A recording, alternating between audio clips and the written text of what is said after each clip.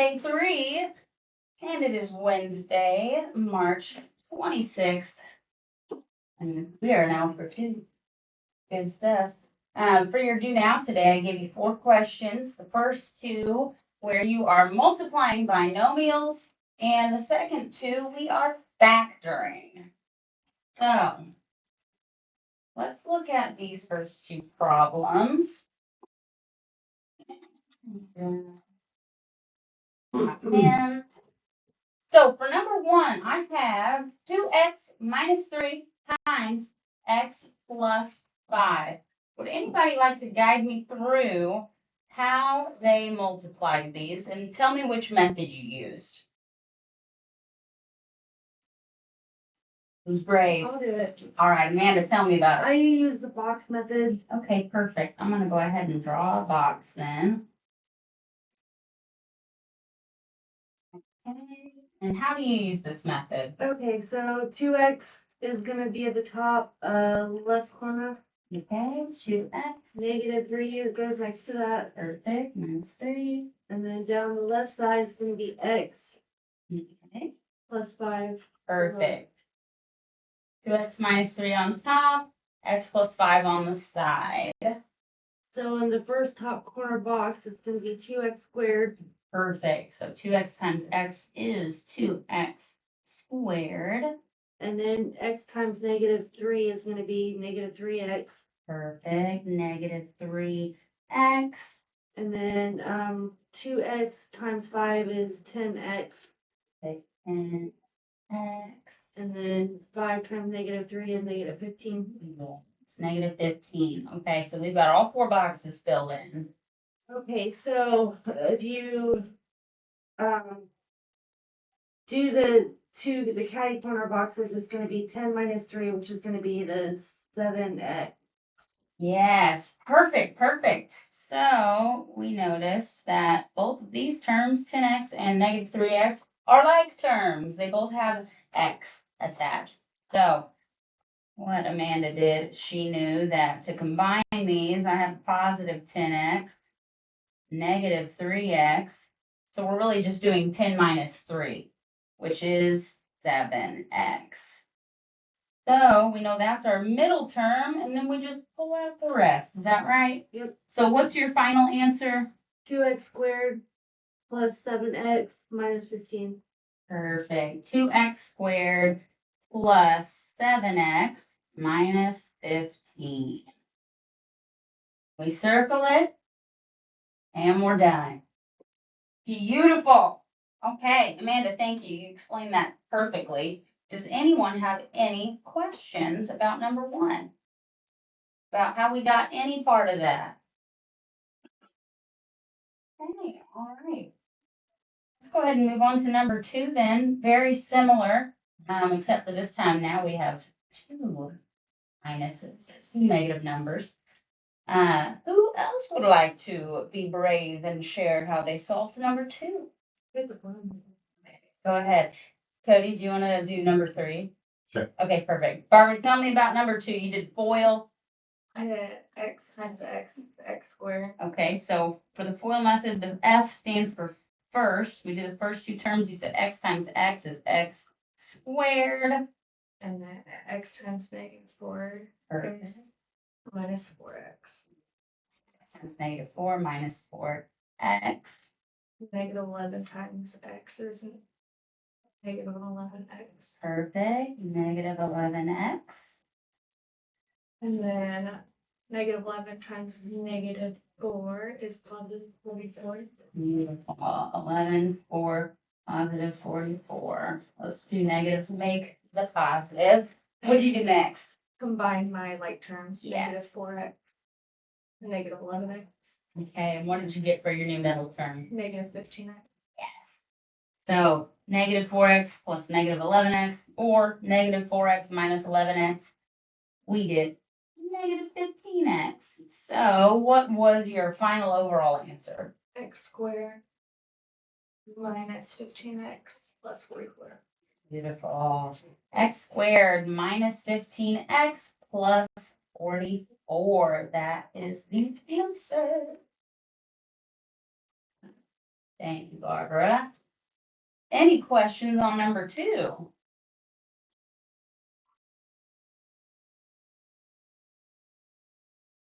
Remember, if at any time you are looking at your work and it looks a little different than mine, maybe you get a different answer. I love when you make loud mistakes. I love it because whenever you are brave enough to open up and say, I did this wrong, it really helps the whole class because odds are there are probably 5 other people that did the same mistake you did. And by you speaking up and saying, hey, I did this wrong, you're allowing all those other students to get that explanation that they're too scared to ask for. So know that whenever you say you don't know how to do something, we are not judging. We love it. I love when you make loud mistakes. It helps me as a teacher, it helps you as a student, it helps all your classmates. I want everyone to feel comfortable letting me know when they don't know how to do something. Okay. So don't be scared to ask questions. And if you are, you can always come talk to me after class, or I've already had a student use this. I love it. Write me notes, put it in the turn-in bin. Act like you're turning in a homework assignment. No one will know you're leaving me a note, but I will, and I'll read it, and it will be private. Okay, so just a little something to mention. Last call. Any questions on 1 and 2? Okay, awesome. Let's go ahead and look at numbers 3 and 4. This is the last thing we introduced yesterday. We learned how to factor quadratic expressions, which I have to say I'm really impressed because in the last time that I taught Algebra 2, we didn't even get to this until about the second week of school, and you guys have practically mastered it on the second day. So I was really bragging on you guys last night to my fiance. Very proud of y'all. So let's look at number 3. X squared minus 2x minus 3.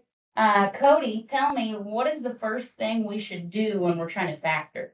So we want to identify A, B, and C. Yes, A, B, and C. So tell me, what do you mean by identify A, B, and C?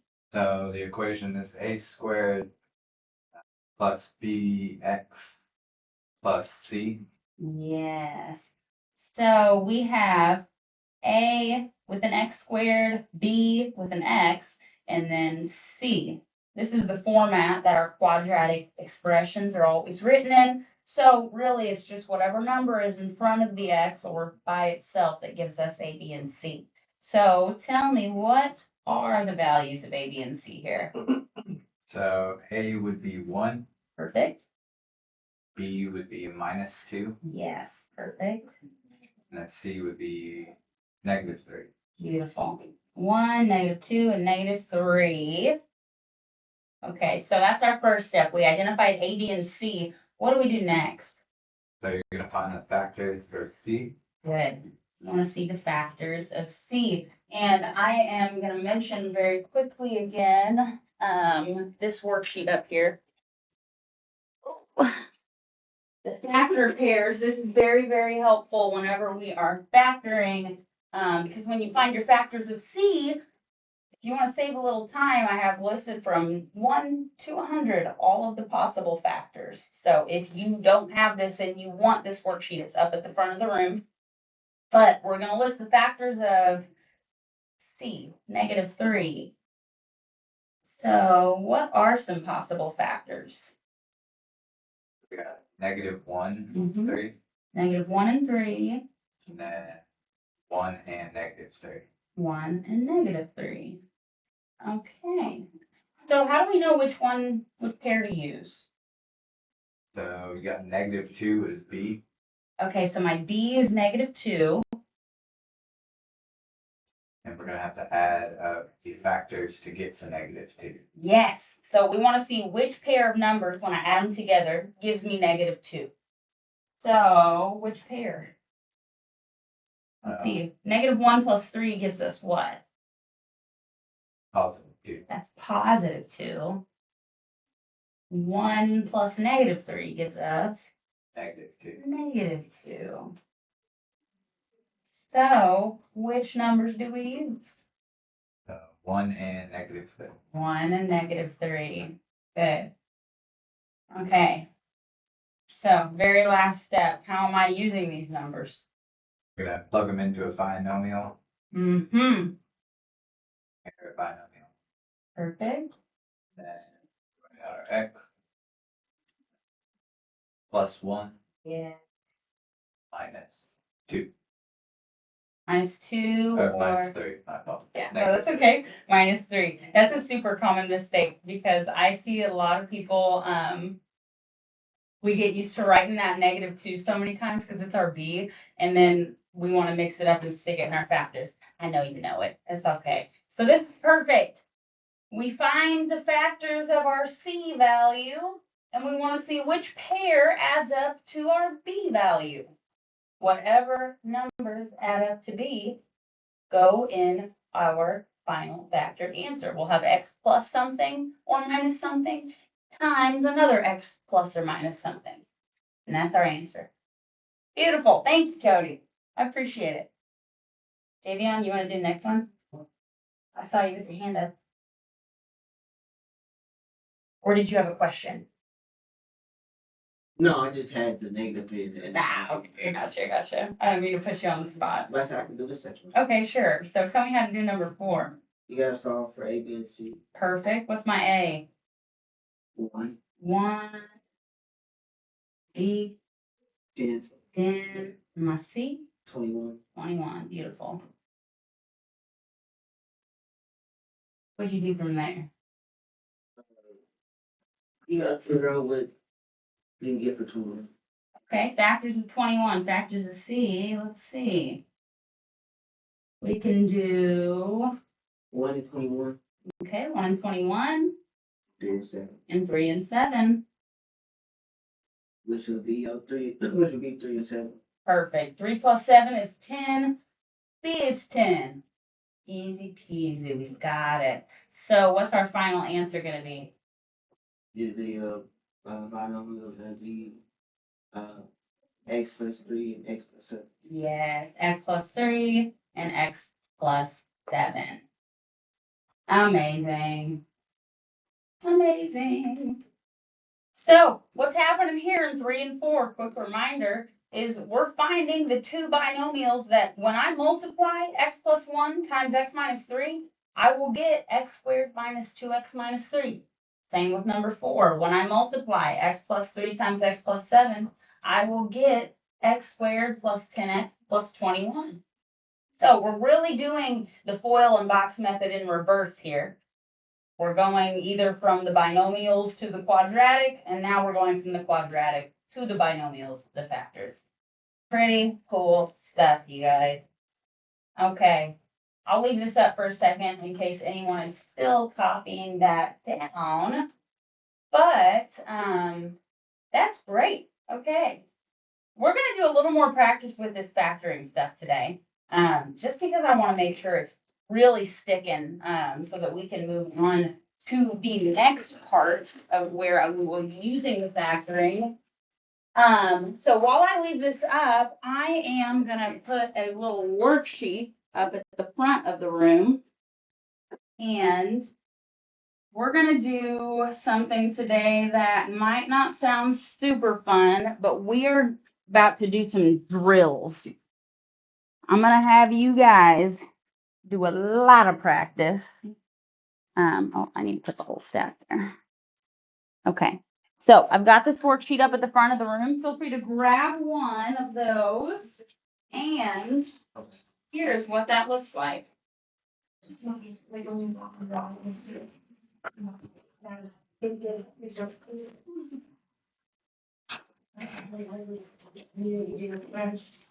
is like.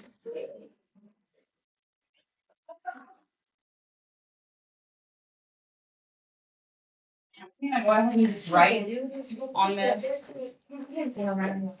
that we're doing this on. It's day 3.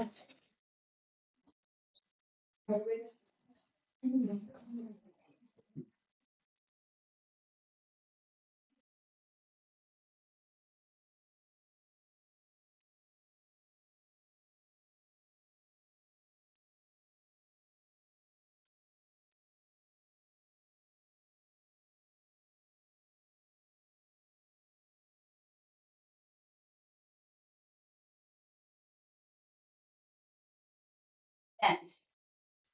So this worksheet, I'm not sure how they decided to do the numbering because for each number you actually have two problems.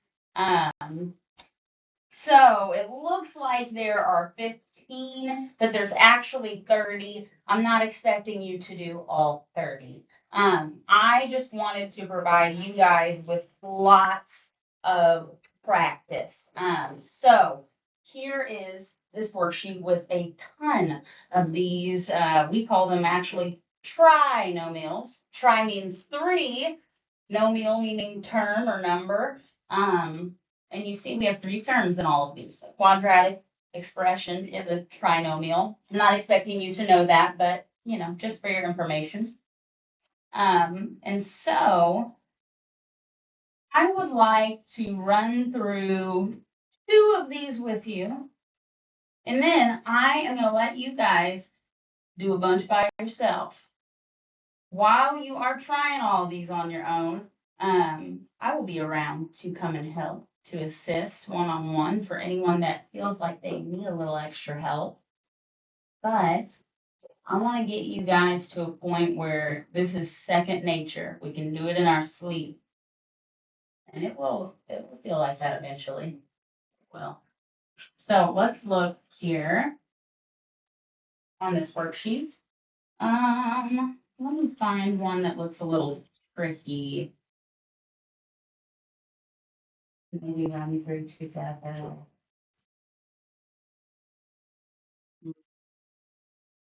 Let's look at number 9 on the back, the first one on number 9. And on this problem, I have x squared minus 13x plus 42. Now, they didn't give you a lot of space on this worksheet to show your work. So if you decide you want to do it on a separate paper, that is fine with me. I'm going to try to fit it on here, but we'll see. So luckily, this worksheet also gives you those 3 steps in case you forget. But let's go ahead and work through that process together. What is the first thing I should do when I am beginning to factor a quadratic? Find A, B, C. Find A, B, and C. So what is the value of A here? 1. 1. So A is 1. What's my B? Negative 13. Good. B is negative 13 and C is 42. 42. So that's always your first step, is to figure out what is my A, what is my B, what is my C. Does everyone understand where we're getting these numbers from? Okay, great. So, next step, what do I do? Find the factors of 42. Find the factors of 42. That's my C value. So, we can use that factor sheet to help us, or we can kind of divide it by 1, divide it by 2, divide it by 3, and get all those different pairs. Let's see. Now, I want to keep in mind that my B, my middle term, is negative 13. So we have to have a negative. Yes. There is no way that 2 positive numbers will ever add up to a negative number. It's not possible. So, what does that mean about the sign of the 2 numbers that I'm going to multiply in my factors? One is positive, one needs to be a negative. So if I have 1 positive times 1 negative, what kind of answer will I get? A negative number. Now, my C is positive, so you're actually super close, Barbara. We need it to multiply to be positive, but add to be negative. Because the factors of positive 42, you have 2 different options. To get a positive number, you can have a positive times a positive, or A negative times a negative times a negative. Good, good. So we can just find the normal factors of 42, but we do keep in mind that both of those numbers need to be negative because our B is negative.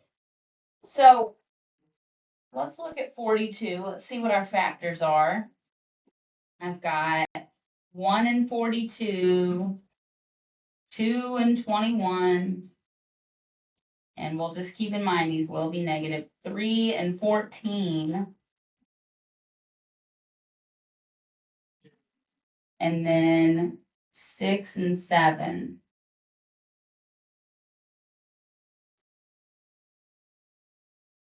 Do any of these number pairs add up to 13? 6 and 7. 6 and 7.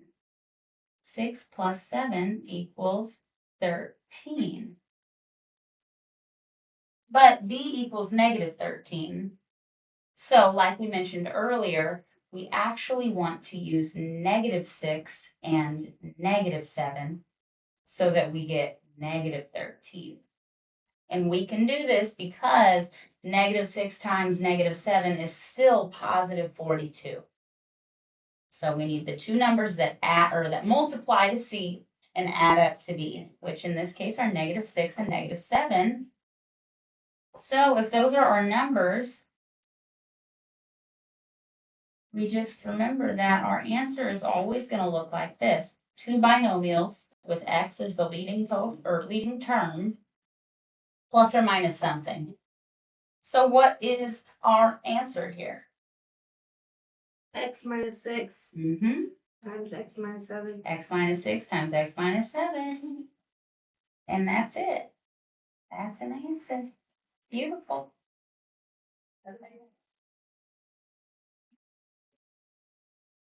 Very nice.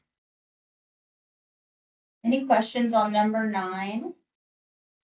Does everybody see what we did at each step? Don't be afraid to stop me if you need to. Let's do one more together, and then I'm going to let you guys try to do just as many as you can in a certain amount of time. Let's see.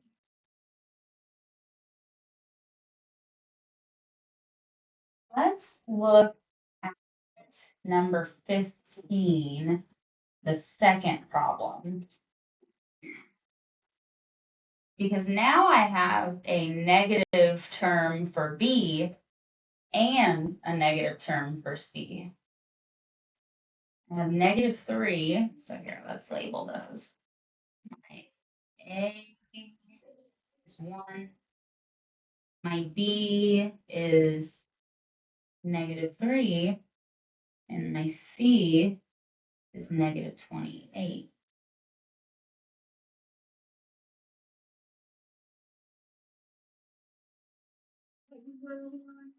Say that one more time.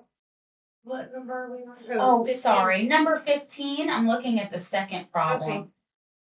So technically, I don't know, maybe number 30. Second, number 15. So we've got A is 1, B is negative 3, C is negative 28. What should we do first?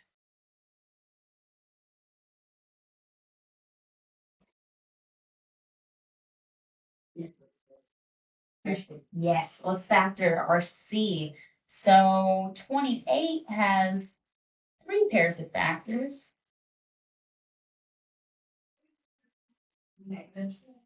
So 2 negatives. Yes, yes. So since C is negative, we need 2 different signs on our factors because a positive times a negative will give us a negative. A negative times a positive will also give us a negative. So let's start with the smallest number, 1. But we'll start with let's start with negative 1. So negative 1 times what would give me that negative 28? 28. Negative 1 times 28. Okay. What's another set of factors? Minus 2 and 14. Perfect. We could do negative 2 and 14. Negative 4 and 7. Negative 4 and 7. Good. Oh, now let's look at this. Do we need to keep going? No. So let's see. Our B is what? Negative 3. Our B is negative 3. I know that we've got a negative 4 and a 7 here. What is negative 4 plus 7? It's positive 3. But b is negative 3. So you would do -7 Yes. plus 4. Yes. So if you ever get to this point where you have found numbers that add up to the correct number, just not the right sign, all we need to do is switch the signs. -4 and +7 give us 3. So why don't we do -7 and +4? That'll give us -3. So what's our answer? Take away 7. Mm-hmm. And then take plus 4. Perfect. X minus 7, x plus 4. That is our answer. So there's 2 examples we've run through together now. And I am again going to set a timer for you guys. And I would like for you to work on these on your own. Feel free to help each other though. So I guess not on your own. Give it your best effort on your own, but also don't feel like you're going to get in trouble for asking for help. Feel free to help each other. And by helping each other, you really do help yourself. It only helps you learn better. So I'm going to pause this recording and I'm going to set you all a timer in case anyone's curious. So a trinomial is just a fancy word to define what these are, the quadratic expressions.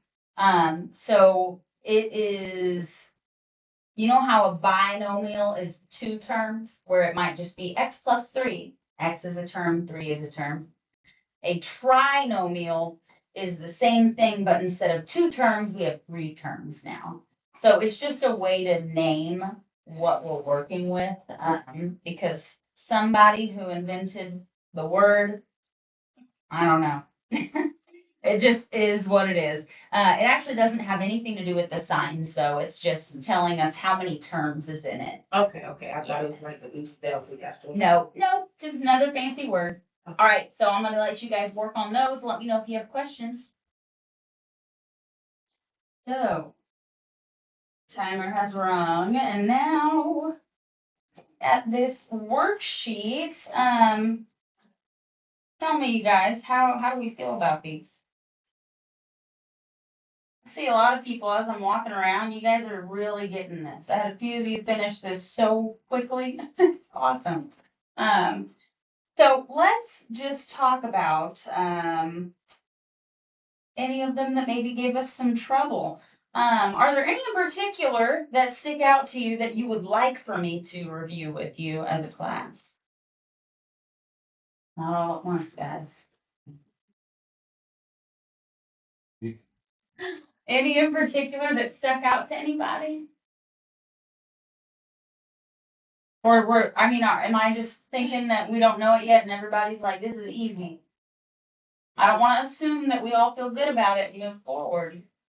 Can you do the first part of -15 or 15? Yes, thank you.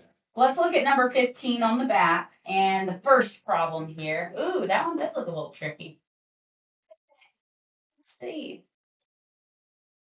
So for number 15, let's see, what's my A, B, and C? Yes, my A is 1. My B is also 1. My C is -20. Perfect.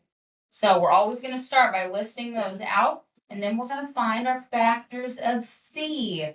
Now, when we have a negative C, like -20, we know that our factors need to have different signs. We'll have one positive and one negative. And what do our factors need to add up to? So 1, positive 1. So I'm just going to write over to the side that my B is 1, just to remind me. And let's look at all our factors of -20. Let's start listing some off. I'm going to go to 20 on my factor pairs. I see that we have 1 and 20, 2 and 10, 4 and 5. And since it is negative 20, we'll start by making all the smaller numbers negative and see what happens. Now I'm going to go down the list and add them all together. So I have negative 1 plus 20. What's that going to give me? 19. That's not right. How about negative 2 plus 10? That's going to give me 8. That's not what I need. How about negative 4 plus 5? 1. 1. Oh, and look at that. That's our B. So negative 4 and positive 5 being our factors, what will our answer be? X minus 4. X minus 4 X plus 5. and X plus 5. Ooh, I got it Very mixed up. good. Now, if you have X plus 5 and X minus 4, if it's in a different order, that is perfectly fine. The only thing that wouldn't be correct is if you have X plus 4 and X minus 5. That's what I got. Okay, so let's look at that. Let's say we do minus or negative 5 and positive 4. What is negative 5 plus 4? -1. Negative 1.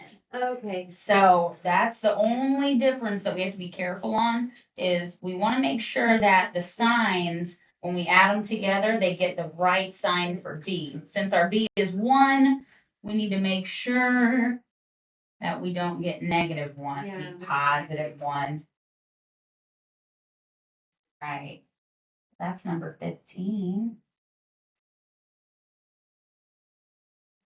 Okay. Appreciate you pointing that one out, Cody. I'm sure that there were a few of us that got a little mixed up on that one. Yeah. Any questions on that one? Okay. How about we just run through them rapid fire? You guys tell me what answers you got. And if suddenly one of your answers doesn't match what's getting shouted out, tell me. We can talk about it. So let's start with the first one on number 1, x squared plus 9x plus 20. Somebody raise your hand and tell me, yes, Javion, what'd you get? X plus 4 and X plus 5. X plus 4 and X plus 5. That is correct. 4 times 5 is 20. 4 plus 5 is 9. Beautiful. How about the second one for number 1? X squared plus 8x plus 12. What do we get? X plus 2 X plus 2 and X plus 6. and X plus 6.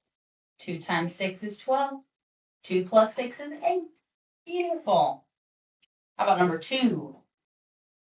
X squared, go ahead. X plus 6 and X plus 7. X plus 6 and X plus 7. 6 times 7 is 42. 6 plus 7 is 13. Beautiful. That's perfect. Okay, how about the next one on number 2?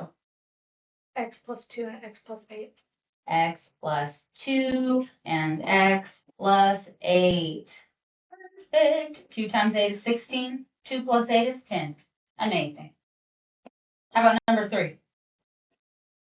Plus 2 and X plus 3. Good. X plus 2 and X plus 3. 2 times 3 is 6. 2 plus 3 is 5. How about the next one? I got that one wrong. You got I this did one wrong? too. Okay, let's talk about it.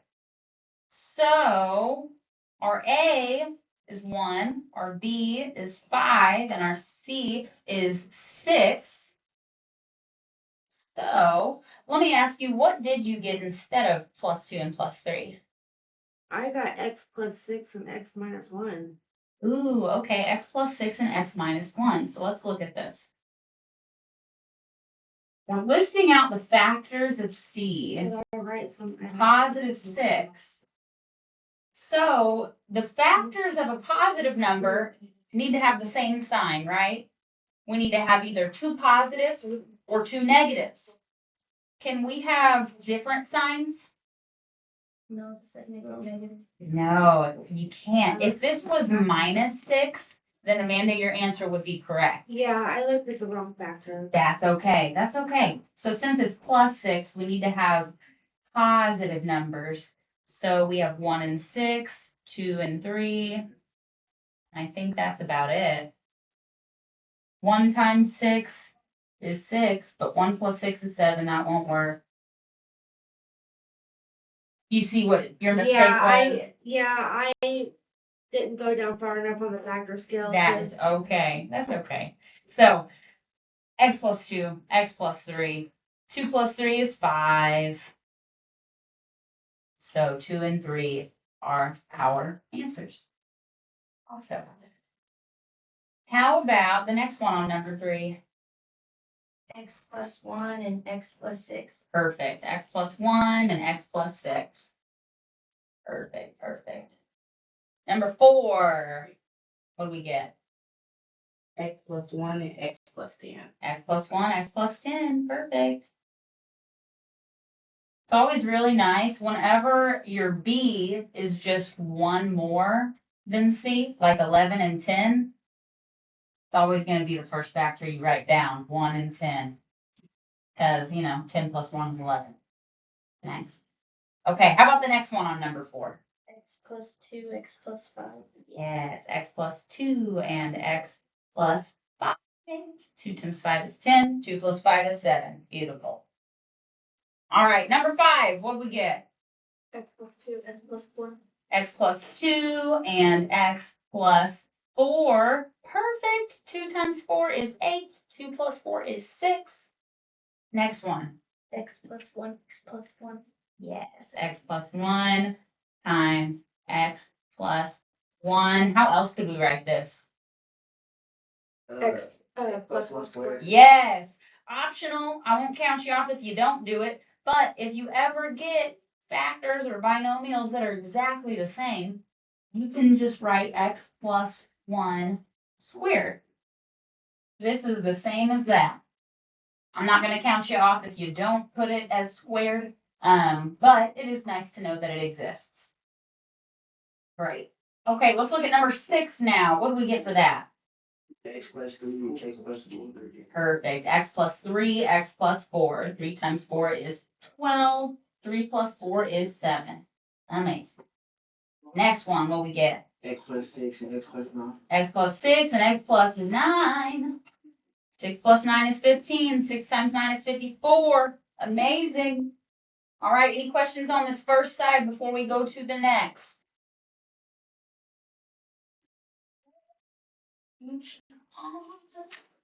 To the back.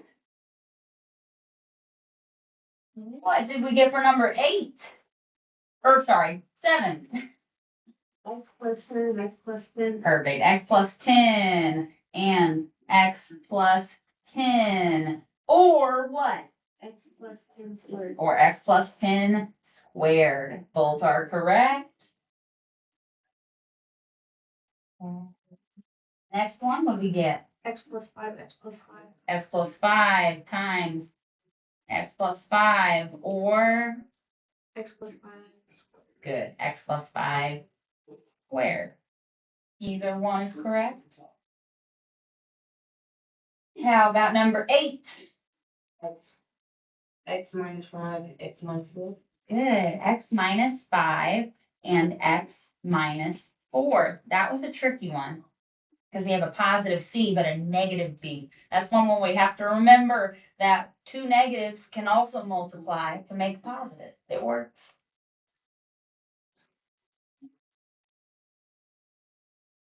How about the next one on number 8? X minus 2 and X minus 6. Good. X minus 2 times X minus 6. Negative 2 times negative 6 is positive 12. Negative 2 plus negative 6 is negative 8. Perfect. All right. We did number 9 together. So now let's do the second part of number 9. X minus 2, x minus 8. X minus 2 and X minus 8. Good. Negative 2, negative 8. Multiplied in positive 16. Negative 2 plus negative 8 give us negative 10. Okay, now let's look at number 10. X plus 1, x minus 6. X, what is it? Plus 1. Plus 1. X minus 6. and x minus 6. Let's see. I got x minus 2 and x minus 3. X minus 2 and x minus 3. Which one is correct? I got x plus 1 and x minus 6. So Oh. let's see. It's What- x. It's x plus 2 and x minus 3. Let's think about it. What's our C? 6. 6. Is it positive? It is positive. So a positive number, we have two options. I can either have factors that are two positive numbers, or I can have two negative numbers. Can I have a positive and a negative? Only if my C is negative. So, which one is correct? X minus 2, x minus The bottom one. This might look right because 1 minus 6 is negative 5. But positive 1 times negative 6 is negative 6. It's not going to be positive 6.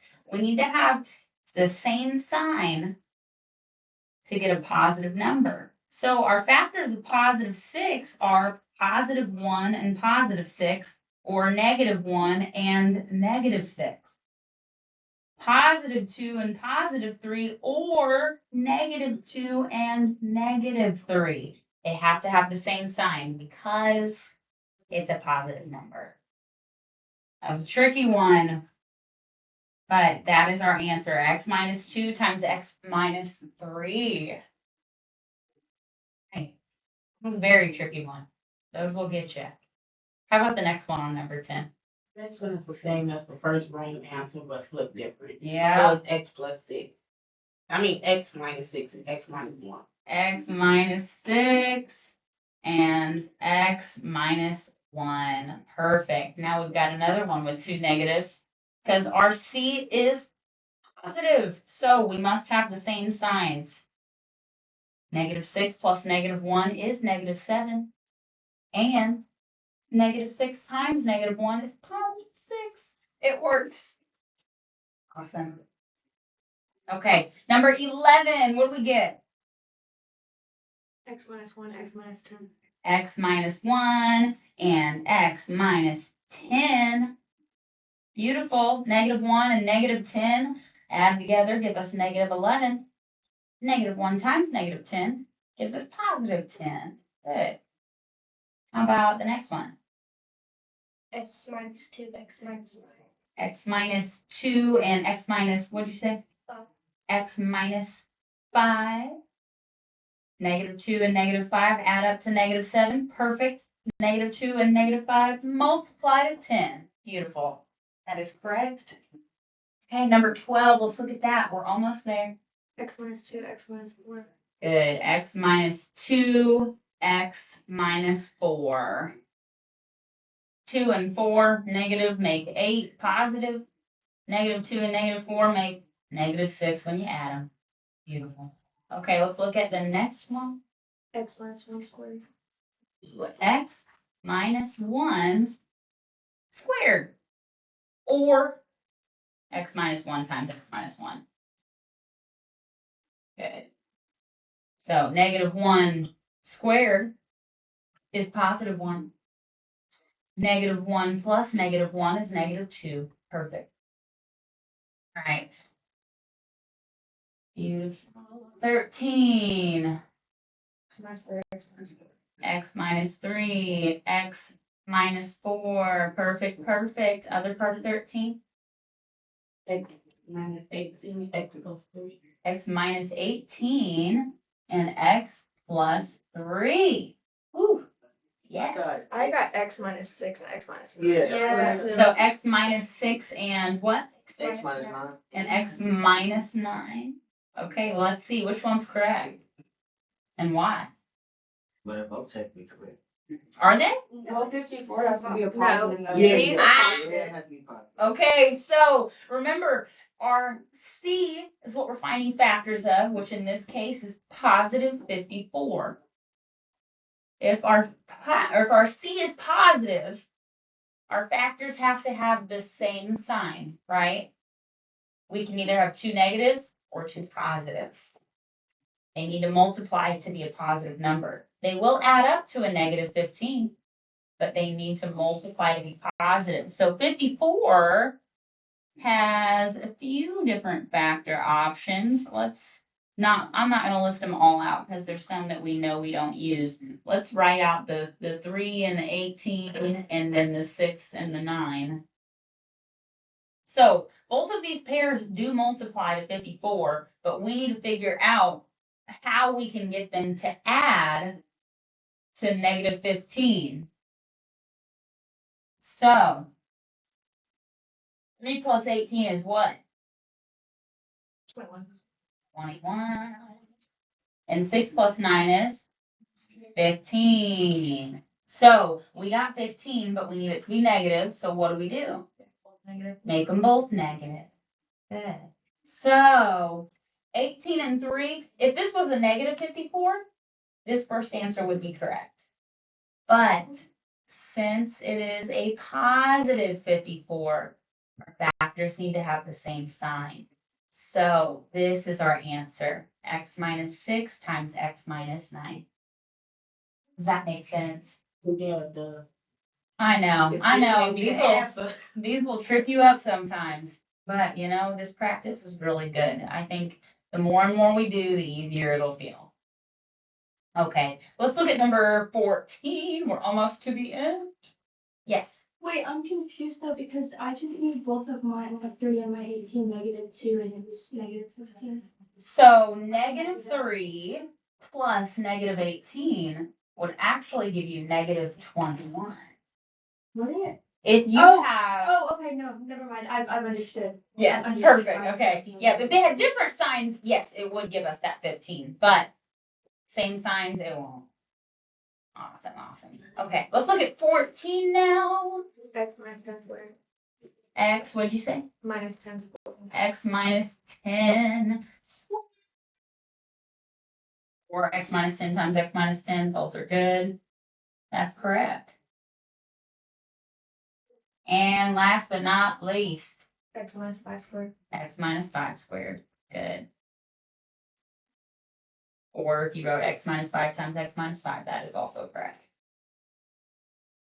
Awesome. Very nice, guys. Woof. That was like kind of a workout. Okay, well, it is a little past our usual time, so I'm going to give you a break. And since we're starting our break a little past when I like to give it to you, I'm going to say let's be back at 10:45 today. And when you get back, we are going to do something different. All right, I'm going to pause the recording there. Feel free to take your time. 10:45, we'll be back.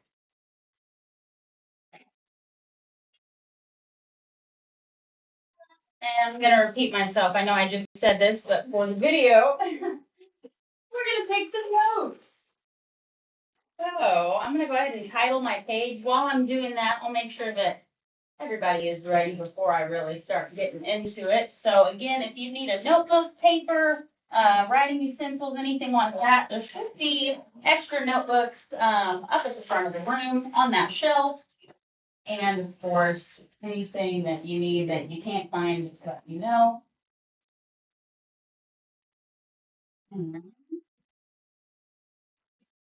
Algebras. We are still in unit 1.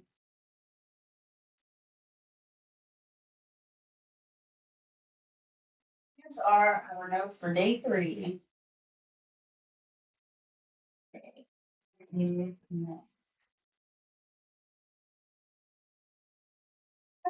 Yes. Why are you writing like that? On what? Why are you writing like not past the red line, writing like you're writing before the red line, That's a really good question. not segregated to the page? So usually when I do my titles, I don't know why, just for some reason I always end up writing it like this. I don't know. That doesn't bother you? No. God's name. Well, I apologize. It's just the way I've been doing it, I guess. I haven't ever really thought about it. Okay, let's see. So it is day 3. I'm gonna put the date on here too. This day. March. 26.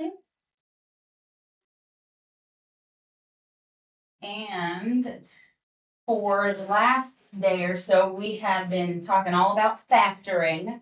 And if you'll notice, when we've been factoring, and we identify our A, B, and C, what has the value of A always been? 1. 1.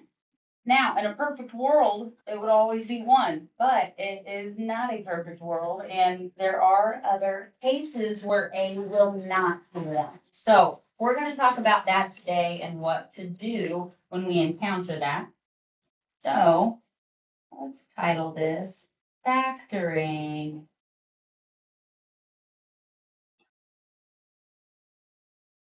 Quadratics.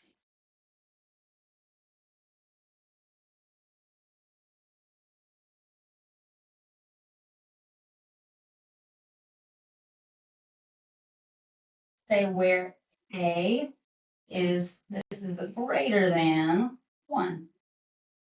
So factoring quadratics where A is greater than 1. And an example, I'm actually going to steal off of this second worksheet that we'll look at eventually. So let me talk. So for example, let's look at 5x squared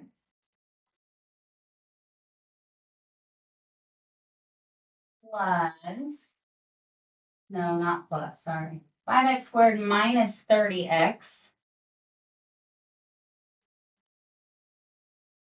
plus 40.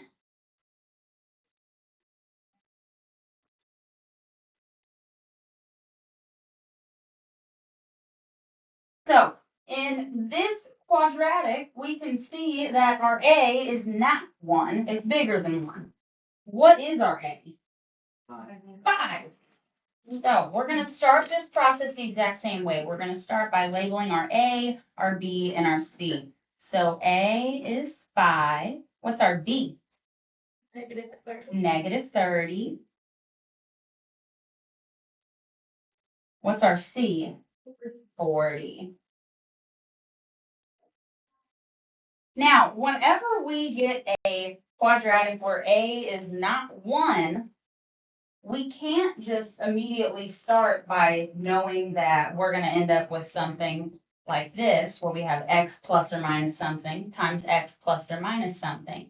Because when I multiply these out, the x's, the reason we can do x plus or minus something for both is that whenever I do x times x, I get that leading term of x squared.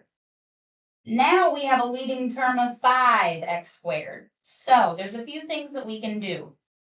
We can either include the 5 in our answer, or we can start by trying to get rid of it. And I'm going to show you the getting rid of it first. So whenever we have this scenario, instead of immediately finding the factors of C, we are going to look for a greatest common factor of all 3 terms. And we're going to refer to this as GCF.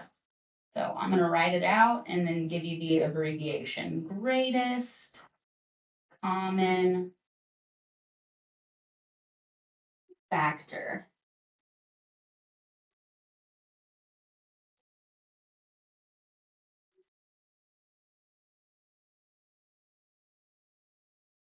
So when I say the greatest common factor, I just mean I'm going to look at the factors of all 3 terms, and I want to see what is the biggest number that I can take out of all 3 of them. So the best way to start this is by looking at the smallest number, which in this case is our 5. Does 5 fit evenly into all 3 of these? Yes. Yes, it does. So 5 is a factor of 5, 5 is a factor of 30, and 5 is a factor of 40. So we're going to begin by factoring out our GCF. And here's what that's going to look like. I'm going to take each of these terms and divide it by 5. So divide by 5, divide by 5, and divide by 5.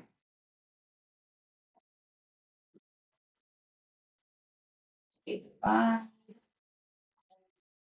terms by GCF.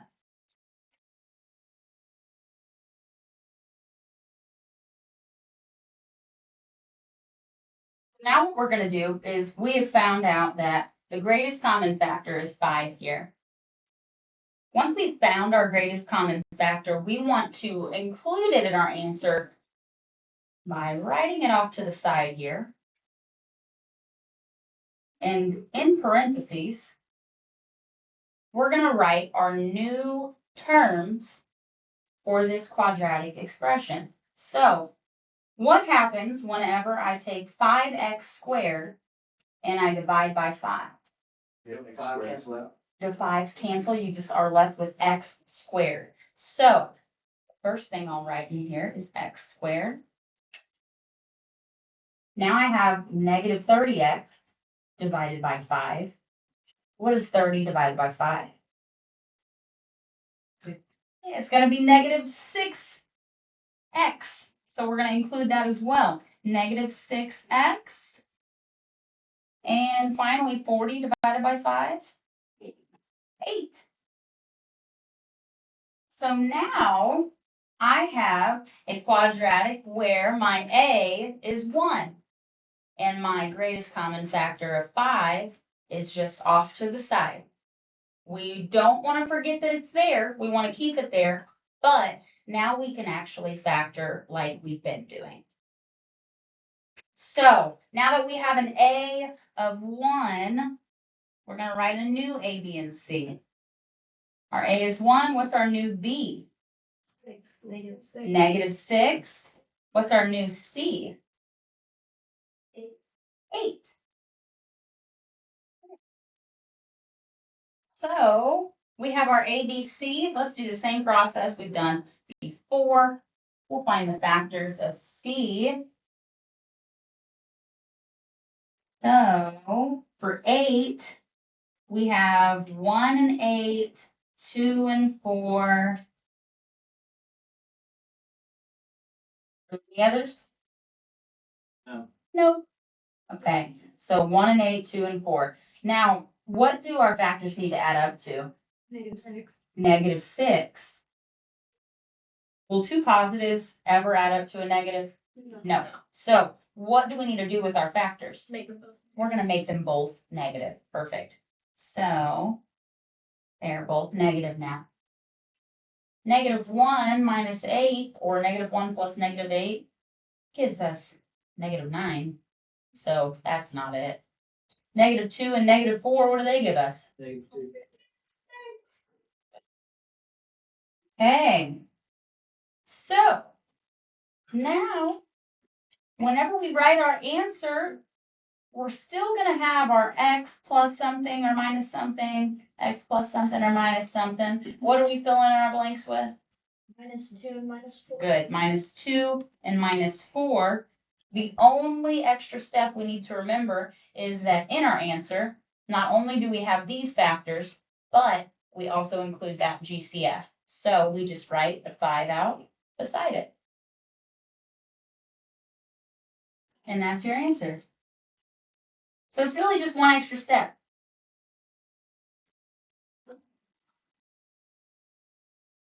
So you're looking for the greatest common factor. You divide that in all the terms. And then once you can reduce your a to 1,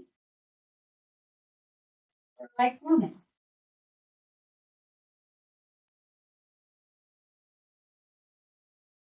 usual, but include your GCF in the answer.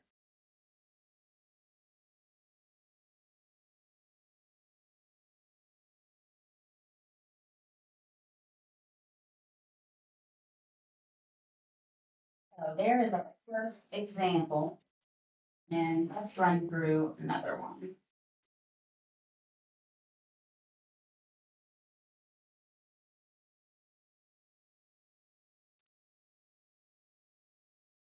This time I will give you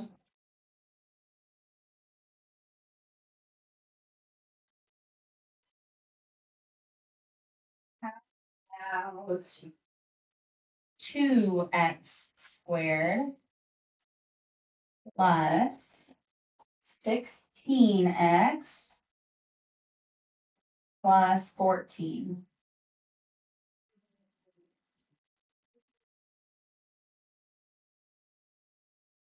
What do you do first? Look for the greatest common factor. Let's look for the greatest common factor. So my leading term, the coefficient is 2. I have 16, I have 14. Immediately I notice these are all even numbers. I also notice that my first term being 2, typically the best idea I'm going to give you is try dividing everything by that first number. Divide everything by 2. Can we do that? Yes. Let's do it then. Okay, so let's divide everything by 2.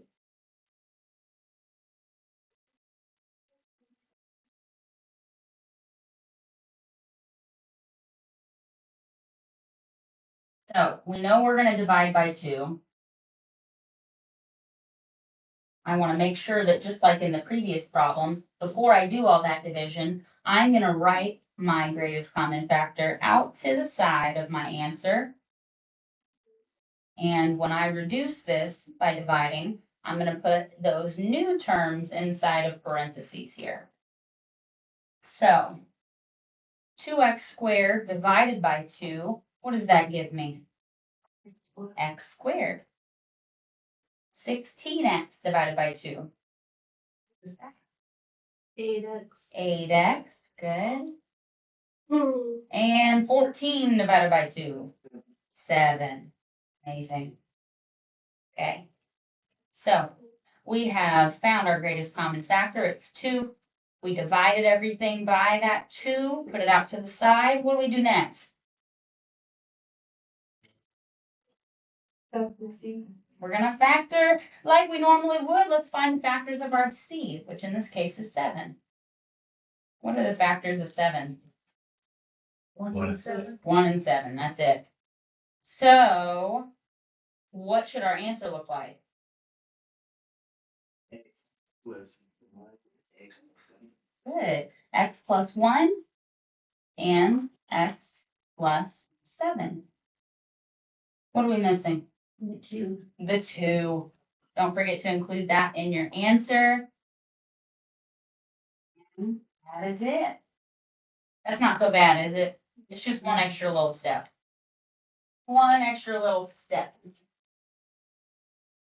Now, sometimes there's a little more than the one extra little step. This is a special case where the greatest common factor is the same as your leading coefficient, meaning that we can reduce it down to 1.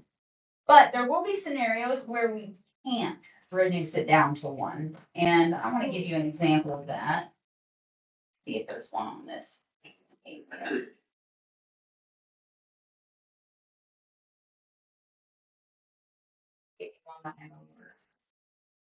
So it's great and wonderful and amazing whenever we can just simply take out the GCF. Now A is 1, we factor like normal. But let me show you a case where we can't do this. So I'm going to rip this out and start a new page. Before I do that, though, does anyone need to see this still? Okay, get to the side then.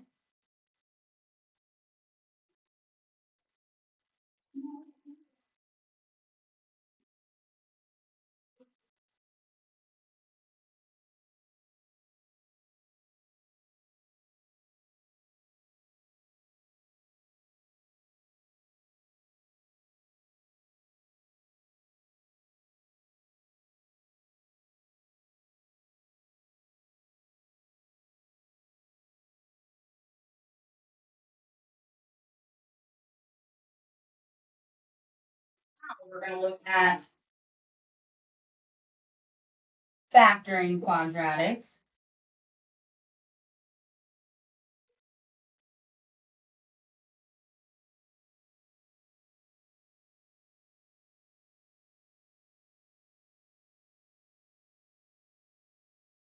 Where a is greater than 1 and where the GCF is not equal to a. Or there might not be a GCF at all. We might not be able to reduce it. So here is an example of that. Let's say we have 3x squared minus 5x, bless you, plus 2.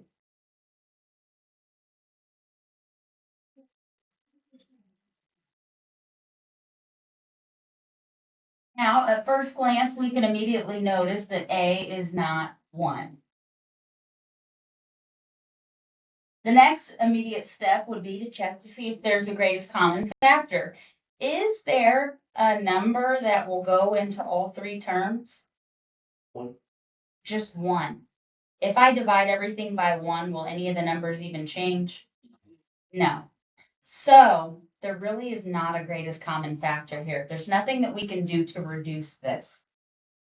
That being said, whenever we multiply our binomials, we can't have just x and x.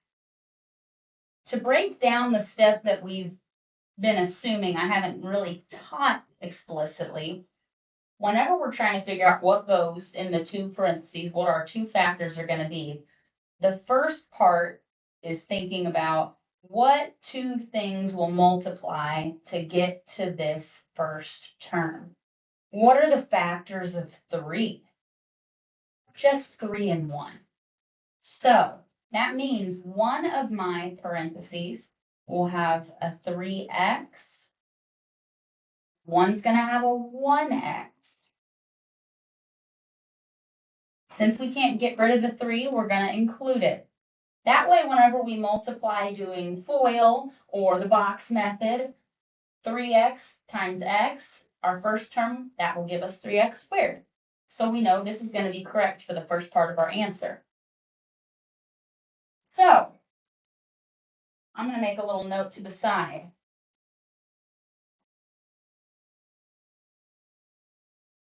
When a is, I'm not going to say just greater than 1. I'm going to say when a is not equal to 1.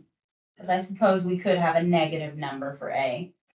When a is not 1 and the GCF is not a,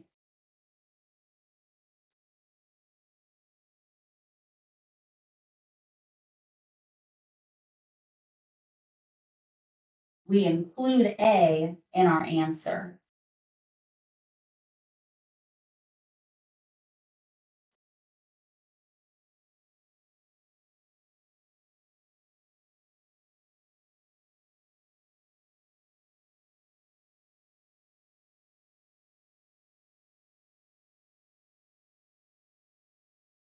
Now, does it matter if I put the 3x over here or on the second one? No, it doesn't.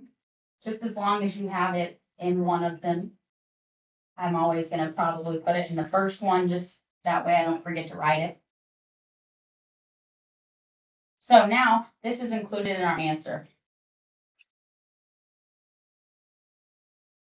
Now that we know our answer is going to have a 3x and an x, we're going to continue factoring like normal. We're going to start by looking at the factors of C. What are the factors of 2? 2 times 1 or 1 times 2, right? 2 times 1 or 1 times 2. This is where the not fun part of factoring comes in. I'm giving you not too crazy of an example, so luckily this one isn't going to take us a million years, but it can become a lengthy process whenever we have larger numbers. The next thing that we do here is you're going to notice 2 plus 1 is 3, 1 plus 2 is 3. -2 and -1 is -3. They're both -3. We are never going to get numbers that add up to -5. We will never get that with 2. So we're going to play a little game of guess and check. Here's how we do it. Because we don't know which of these pairs is going to be the correct pair, we're going to start by trying to just plug them in and see which pair works. Now, because I have a middle term of -5, am I ever going to come up with -5 with positive numbers? No. So let's try negative numbers. And if I do negative numbers, they need to both be negative because 2 negatives multiply to make a positive. If I only make 1 negative, now I've got a -2, and I don't have that. It's actually positive. So let's start this way. -2 and -1. This is our first guess. Now, instead of multiplying this whole thing out and seeing, does it get to my quadratic?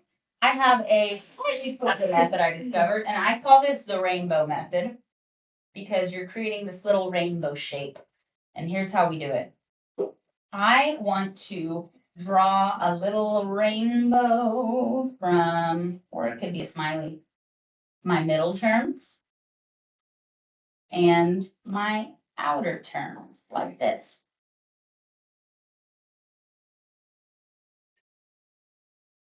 What we'll do here is we will multiply each of these pairs. What is -2 times x? -2x. What is -1 times 3x? -3x.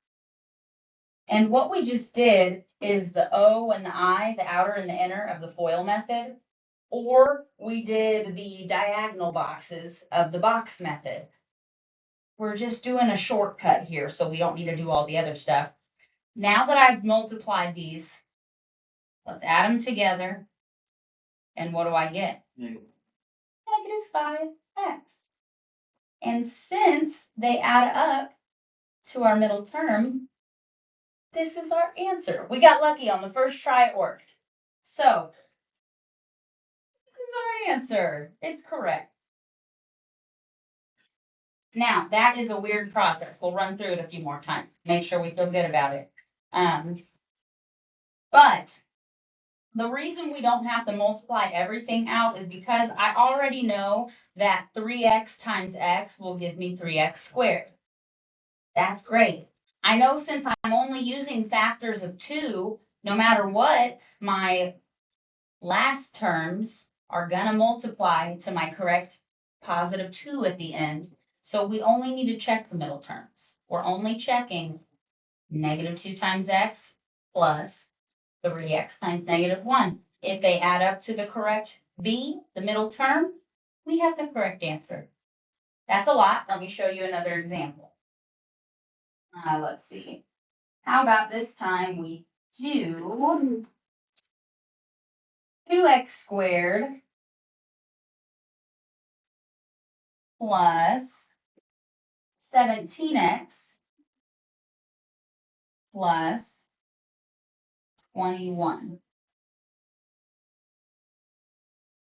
Okay. So immediately we notice that A is not 1. So our answer cannot have x and x. Is there a greatest common factor here? Just 1. I can't factor anything else out. 2 is the next best guess, but 17 and 21 are not divisible by 2. They're not even numbers.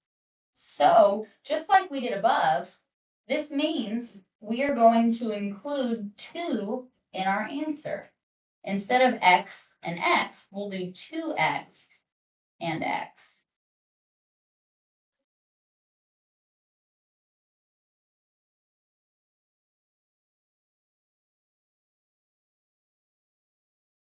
So we've dealt with that. We've got our 2x, we've got our x. Now let's find the factors of c of 21.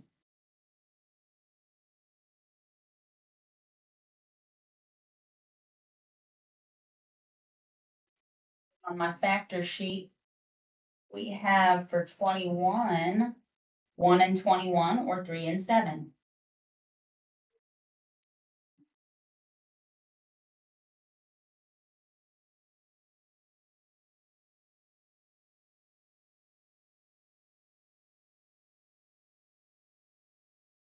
We may end up needing to flip-flop these as well. Maybe we'll do 7 and 3 if neither of these work. Maybe we'll do 21 and 1 if none of the 3 work.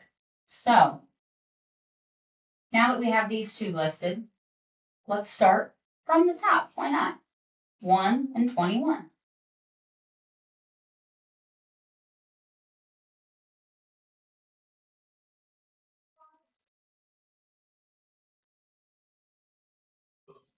So, we plugged in our 1 and our 21.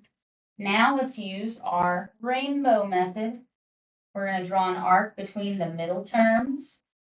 We're going to draw an arc between these outer terms.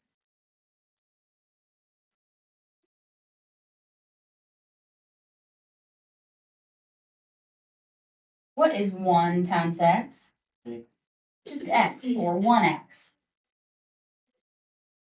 What is 2x times 21? 42.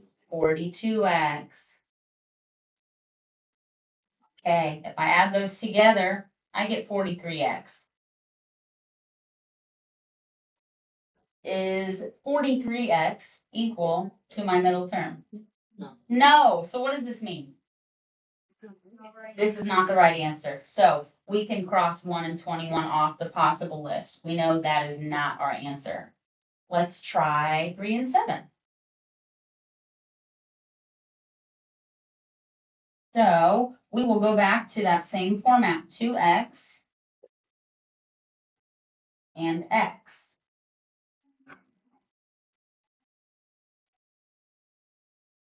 But this time, instead of 1 and 21, let's do plus 3 plus 7.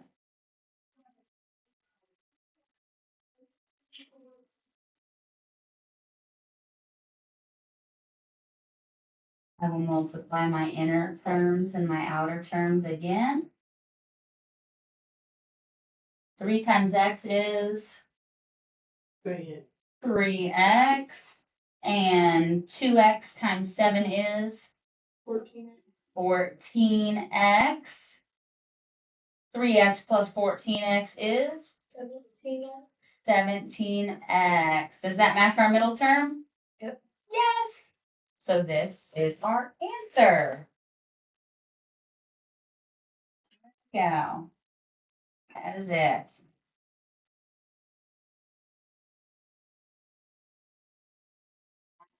Yes. So these are kind of the two new things I'm showing you. Anytime that A is not 1, check for a greatest common factor first. You might be able to take one out and get down to a more comfortable quadratic. However, if there is no greatest common factor, that's when we include A in our answer. And then we have to do some guess and check. So let's do even more practice with this. I'd like to do one more with you. Before I move this page or tear it out, does anyone have questions about anything I've just shown you on this page or the previous?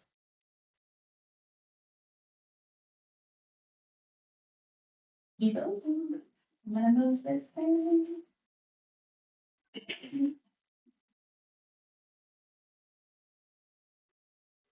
Where it stays here.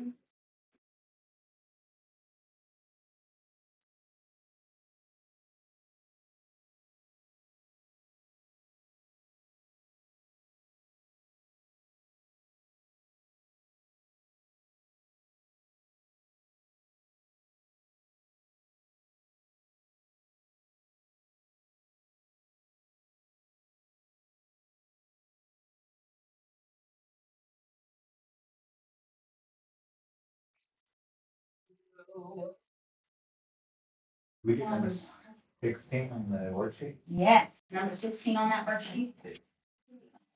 Also, by the way, if you guys did not get handed one of these worksheets that looks like this was the worksheet that I handed some people that finished the other one early. If you would like one of these, there is a stack up at the front of the room. We might do some problems off of here. So feel free to grab one if you like it. And number 16, that's what she said. Look at that.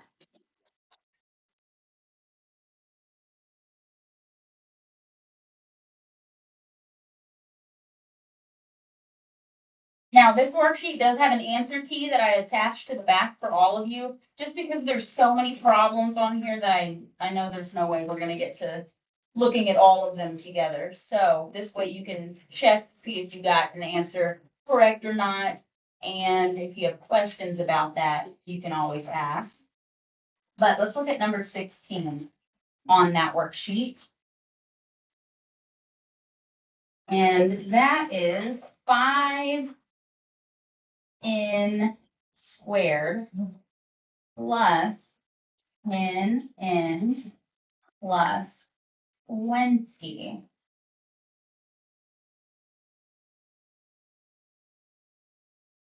Five n squared plus 10n plus 20.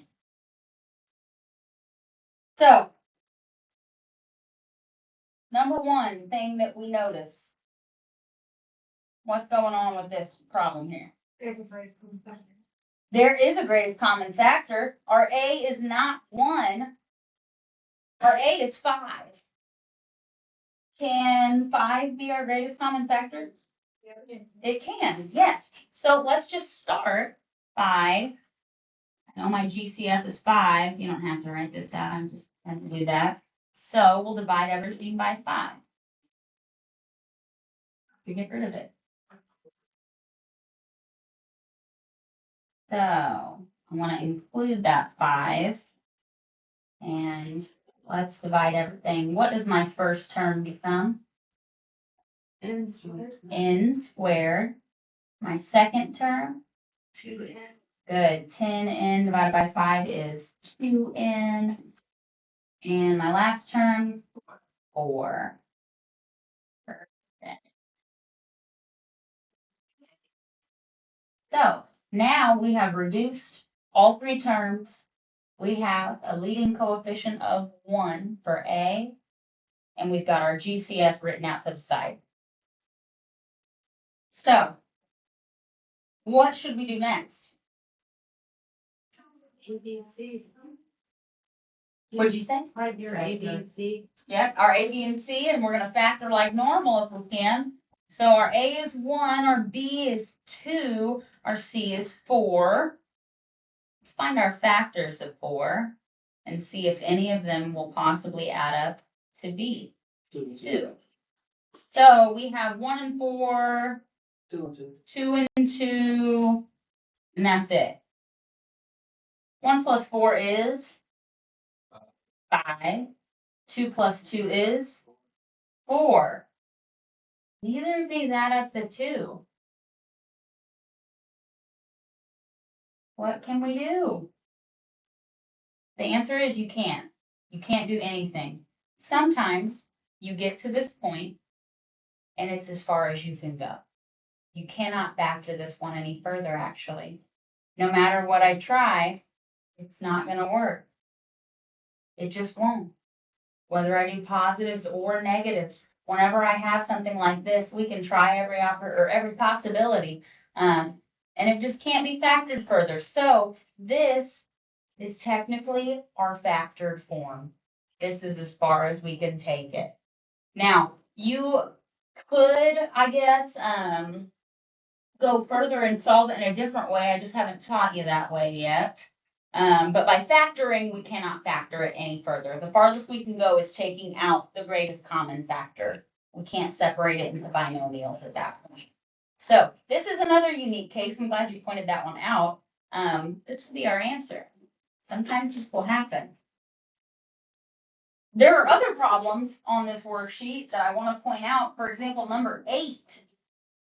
is not factorable. Number 8. I'll write that one out. Number 8 on that worksheet is x squared minus 4x plus 24. What's our A? It's 1. What's our B? -4. What's our C? 24. Okay. So we would start this by finding the factors of C. And what are the factors of 24? 1 and 24, 1 and 24, 2 and 12, 2 and 12, 3 and 8, 3 and 8, 4 and 6. 4 and 6. Now, two positive numbers will never add up to a negative number. So, we would need negative numbers, right? Make them all negative. Will any of these pairs add up to -4? No. No, they won't. That's -25, -14, -11, and -10. We will never find a pair that adds up to -4. Because A is 1, there's no other process to go through. We don't need to do any checking with our little rainbow method I showed you. It can't be done. This is not factorable. If you come across something like this where you try every possibility and it does not work, your answer is not factorable. Again, this is another one that I can show you how to solve in a different way at some point, but I haven't taught it to you yet. I'll teach it to you really soon, once we get to the equations part of things. So, that's possible. There's times where you can't factor it. It happens. It really does. Okay, let's see. Find another weird one on this worksheet.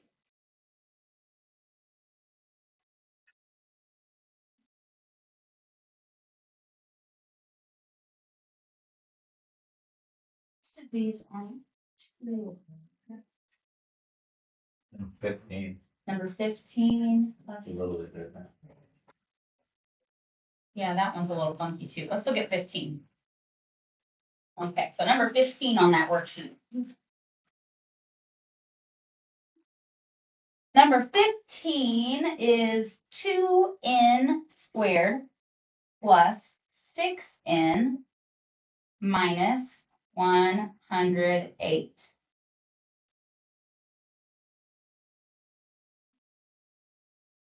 So, on number 15, what do we immediately notice? 2 can go in all the numbers. Yes, yes. Our A is not 1. So we're going to try to find the greatest common factor. Can A go into all 3 terms? Yes. 2. We're going to divide everything by 2.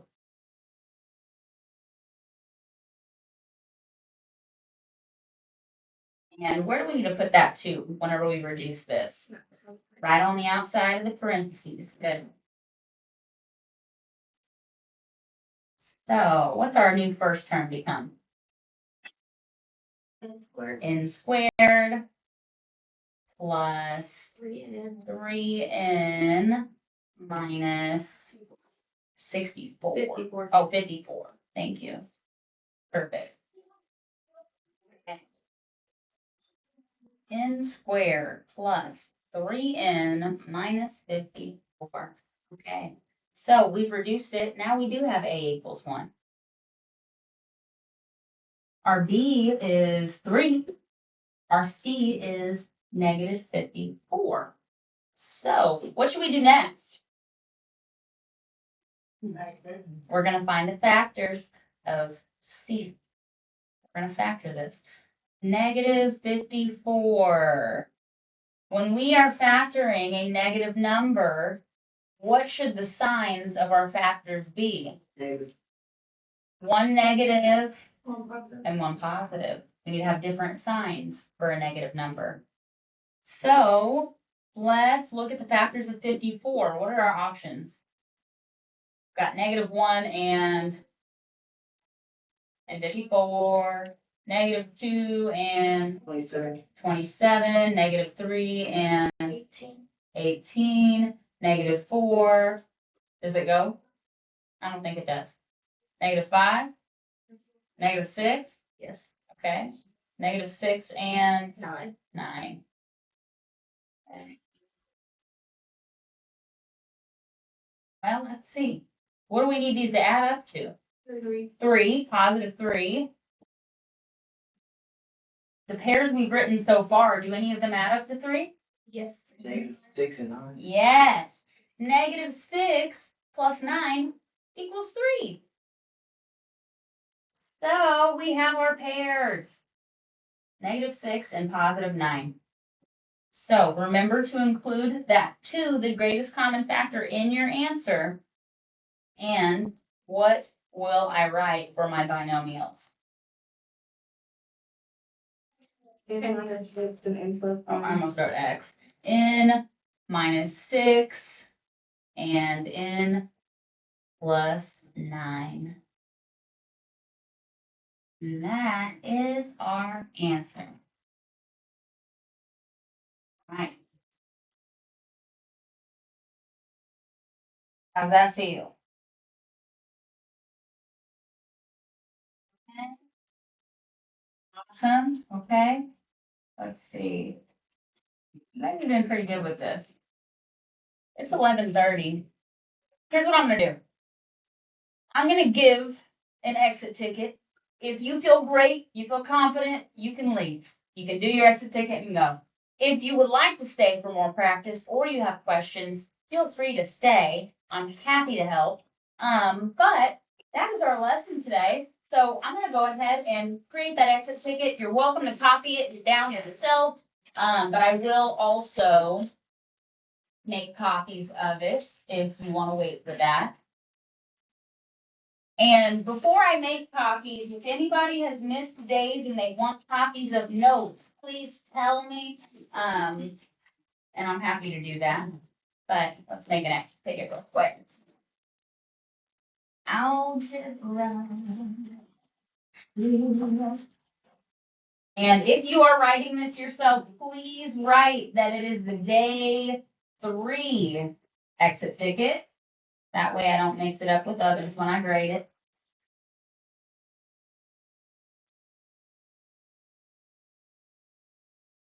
And this is due on Friday.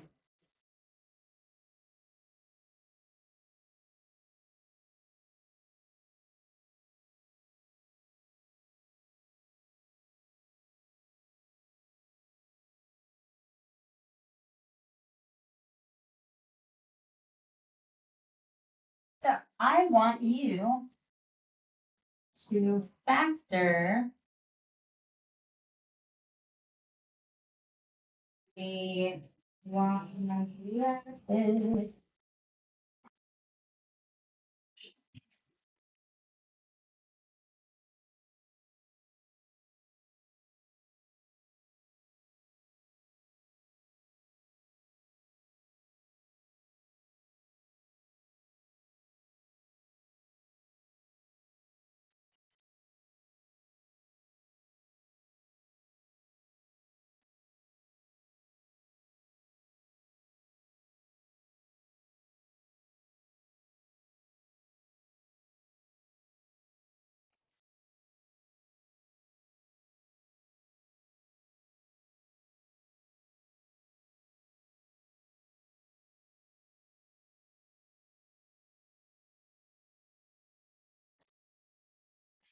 Square is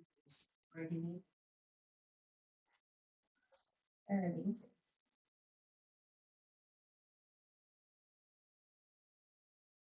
Sorry, I'm gonna give you 2 today.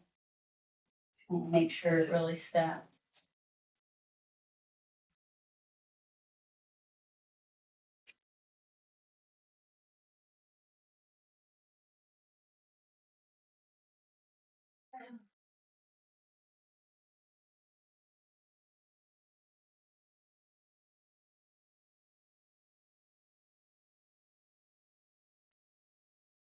is your exit ticket. I'm ending the recording. I'll make copies of this. So